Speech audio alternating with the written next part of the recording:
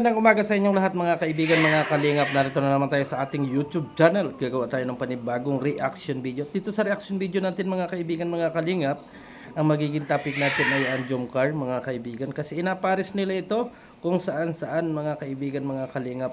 Kaya gagawa tayo ng paliwanag sa inyo mga kaibigan, mga kalingap. Pero bago yan, i-shoutout muna kay Kuya Bal Santos Matubang, Kalingap Prab, and Ate Edna, at sa lahat ng ating mga viewers. Mega love shoutout po sa inyong lahat mga kaibigan. Kay Nadjessa Bicolana at TV Considerate and Ma'am Misty Cayons, mega love shoutout po sa inyong lahat mga kaibigan, mga kalingap. So bago tayo dumako mga kaibigan, mga kalingap, sa ating pag-uusapan about nga dito sa Jomcar, ay pasadaasan muna natin yung dalawang bastos na to. Si Dr. Love and Redsin, napakabastos ninyong dalawa. Oo. Hindi nyo ba kaya yung mga kalalakihan? Hindi nyo ba kaya? Redsin at Gilumags tuloy, Iking. Napakabastos nyo para kayong hindi lalaki. Kung may issue sa inyo, dun lang kayo sa issue, mga tanga kayo. Mga tanga kayo. At mga duwag kayo. Hindi kayo totoong matapang. Mga hambog lang kayo at mayayabang kayo. Yan ang katotohanan dyan. Hindi kayo tunay na matapang. Yan ang nakikita ko sa inyo. Kasi babae lang yung kaya ninyo. Oh, hamon kayo ng hamon. Lagi kayong galit. Lagi kayong ano. Oh, wait lang. Mag-center care ka muna. Sinira mo lang yung aking Para yung moment ko. Hindi yan sira. Center care muna. Naiinis kasi ako na doon sa mga bastos na yan eh. Huwag kang mainis. Ganun talaga sila mga bastos. Oh. Yun, thank you la. Yun talaga yung lola ko. Oh. Yan.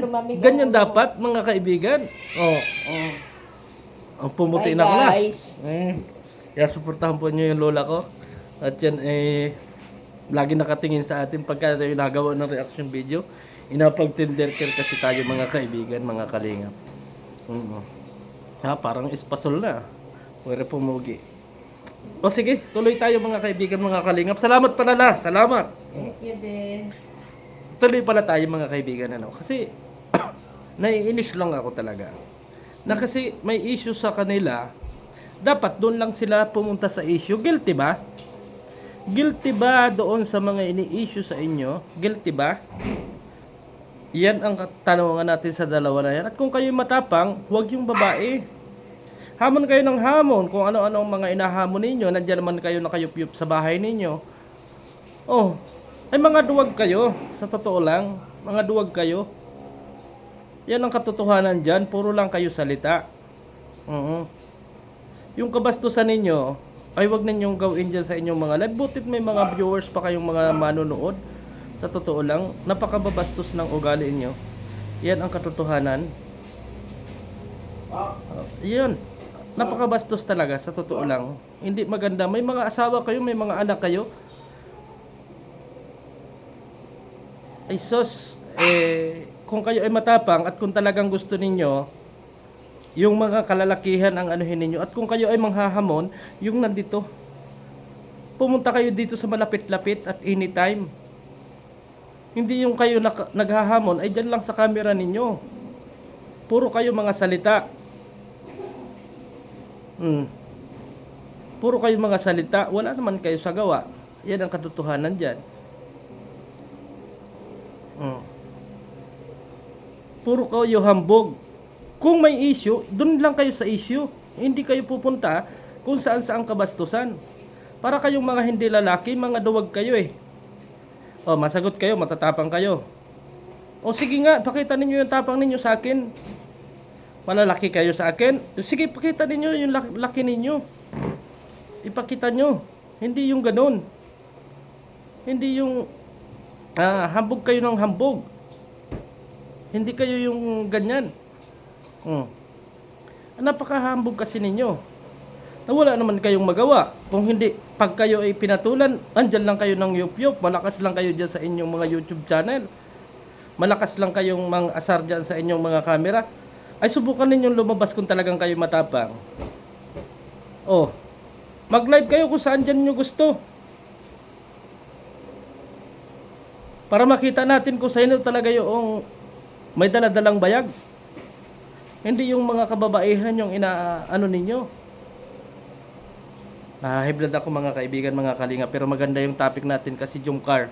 Pero ito lang yung aking masasabi about sa dalawa na yan. Kung kayo talaga ay matapang at kung kayo ay mahilig sa issue, doon kayo sa issue pumunta. Huwag doon sa kabastusan. At kung kayo ay matapang, harapin ninyo. Hindi yung ganyan. Nakatago lagi kayo dyan sa sos. Iwan ko lang.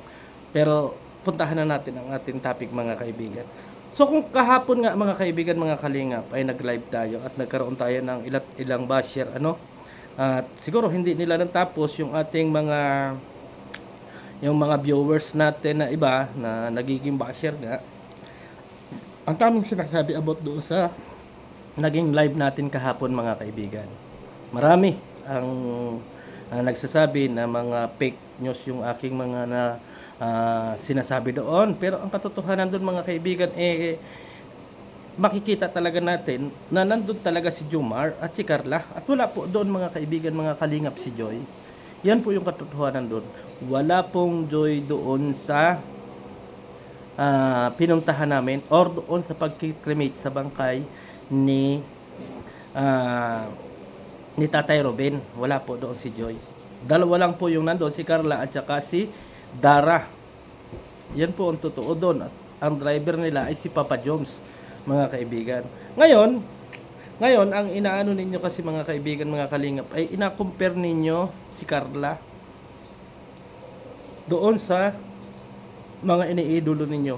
Huwag po ninyong i-compare. Kasi masasaktan kayo kapag ako ang nagsalita ng katotohanan. Napakalaki po ng pagkakaiba. Ngayon, natapos ninyo i-compare din ninyo at talagang ninyo about kay Joy at Jomar. So hindi maganda mga kaibigan na talagang ginagawa ninyo yung paraan para mapansin kayo. At ngayon nga ay papansinin ko kayo. Ipapaliwanag ko lang sa inyo, Ito yung paliwanag na sinasabi ko sa inyo na simple lang. Simple lang po. Doon sa mga inyong inuudulo, doon sa inyong mga big different po yung sitwasyon. Big different po mga kaibigan. Kasi si Jomar at si Carla may umpong ugnayan palagi. Kung may bashing ang isa ay sinusuportahan po kagad ng isa. At hindi po nagpapadala kung saang-saang bulong-bulong at sa mga issue si Carla. Tahimik lang po siya sa mga bagay-bagay na ibinabato sa kanilang serye. Yung isa po mga kaibigan, real talk na to. Yung isa naging untouchable. Ayaw niya na magkakaroon ng bashing, ayaw niya na magkakaroon ng Ay ganun talaga na sa social media Nagpadala sa mga sol-sol. Yun, ang totoo. Mga kaibigan, bago ikikuno-compare ninyo doon sa inyong iniidolo. About naman dito kay Joy at na Jomar mga kaibigan, ay malabong mangyari yung inasabi ninyo dyan at ikino-comment ninyo lalo sa inyong mga Facebook. Paano kung masasabi mga kaibigan, mga kalingap? Ang Franjoy po ay nakunan din natin ng camera or ng CCTV nung sila ay pumunta doon sa lamay ni Tatay Robin. At kita naman natin na yung dalawa ay sweetness at malabo na mangyari yung inasabi ninyo na sweet si Jomar kay Joy. Malabo po yun mga kaibigan. Kasi kitang-kita na doon sa video. Na hindi naman ninyo alam, hindi rin alam ni na na nakikita natin. Kaso may CCTV mga kaibigan. Doon pa lang makikita natin na kasinungalingan yung mga ipinopost ninyo sa inyong mga Facebook. 'Di ba? Kibali dalawang ito, yung kanina yung tinapik natin, yung idol ninyo ay alam na kung sino 'yon. Bago ito, pinangalanan natin si Joy kasi magkaka-channel na. Ginagawa ninyo ng issue si Joy kasi alam ninyo na magkakaroon na ng channel si Joy. Na alam natin na talagang pag yan ay nagkaroon na ng channel, ay boom na boom kaagad ang isang Joy Diwata. Ba? Parang kay Carla lang. Ibalik natin sa idol nyo kasi pinipilit ninyong ikumpara sa idol nyo. Ipinipilit ninyong ikumpara sa idol ninyo si Carla. Si Carla po may channel, pero hindi po siya araw-araw nagla-live or hindi siya sabik magkaroon ng mga subscribers at saka maraming palipad. Di ba? Sa looban po ng isang buwan, minsan lang makapag-live si Carla. Ay alam naman natin mga kaibigan, mga kalingap, na kapag si Carla ang nag-live, anytime naman na may palipad yan. Ay bakit hindi inaaraw-araw ni Carla ang mag-live, mga kaibigan? Kasi po mga kaibigan, mga kalingap, may respeto po siya kay Kalingap Rap. Ano ang sabi ninyo? Kaya hindi nagla-live si Carla dahil hinahawakan or ina-manage ni Kalingap Rap. Hindi po totoo yan. Hindi po totoo yung inasabi ninyo na kaya hindi nagla-live at hindi nag-upload si Carla sa kanyang YouTube channel ng pang-araw-araw ay kinukontrol ni Kalingap Rap. Hindi po, mali po yun. Talaga lang po nakapokus si Carla sa kanyang pag-aaral at doon sa kanyang goal sa buhay. Hindi po yung feeling na gusto ko agad maging isang mayaman. Sakit, di ba? Pero yun totoo. Yun po totoo, mga kaibigan. Yun ang totoo. Ibinalik ko sa idol ninyo. Ibinalik ko. Kasi nga, kayo kasi yung nagpapalala. Kayo kasi yung nagko-compare, kayo yung nag-ano. O ngayon, isabihin ko yung totoo. Di ba? Yan ang totoo. Na-in love. Parehas naman silang na-in love, mga kaibigan, mga kalinga. Pero, yung isa kasi is may control. At tahimik siya doon sa mga bagay-bagay na alam niya na hindi kinakailangan patulan. Basta sila nakapokus doon sa kanilang mga plano at yun ang pinakamaganda doon, mga kaibigan, mga kalingap. Yun yung pinakamaganda. Yung nakapokus sila sa goal nila. Tingnan nyo, nakikitaan ba natin ang problema si Carla at nakikitaan ba natin ang problema si Jomar? Hindi po. Kasi sila ay nakatutok lang doon sa goal nila. Masyado kasing silusa yung idol nyo. Kaya ganun.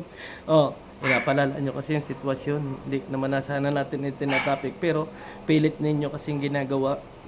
At pilit ninyo na ikino-compare si Carla or yung Jomcar doon sa mga ninyo.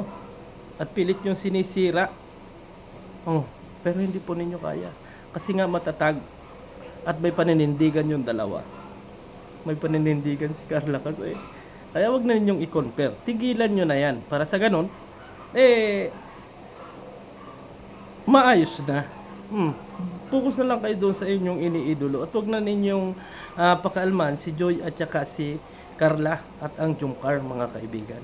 Kung talagang ang gusto ninyo ay katahimikan. Pero nakikita ko na ikino-compare niyo pero i-analyze ninyo kung ano ang different nila. Kasi pag ako ang nagsabi, mga kaibigan, mga kalingap, lalo kayong masasaktan at baka magkaroon kayo ng hemorrhage at hindi kayo makabangon. Kaya i-analyze ninyo habang maaga kung ano ang diferensya or kung ano ang pagkakaiba ni Carla at saka yung ina-idolize nyo. At ano ang pagkakaiba ni Joy at nung ina-idol ninyo. Ayan po yung katotohanan doon. So hanggang dito na lang ang ating reaction video. Maraming salamat and God bless sa ating lahat. Bye bye.